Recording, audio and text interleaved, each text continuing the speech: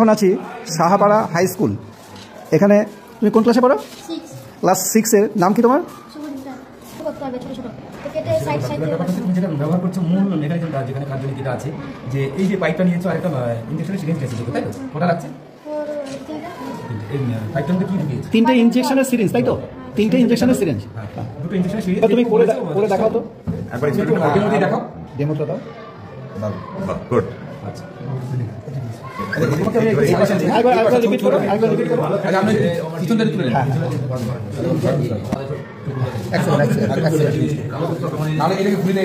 এই যে মেকানিকটা হলো, ওর হাতে হাতে ও প্রেসার করছে, হাতটা দেখেন, ওই হাতে প্রেসার করছে, আবার করো। ওটা উঠছে, তুমি যেটুকু করেছো সুন্দর, যথেষ্ট মানে প্রশংসাযোগ্য। ঠিক আছে, এরকম নতুন নতুন জিনিস তৈরি করবো, সবাই দেখবে, আরো সুন্দর সুন্দর জিনিস তৈরি করবে।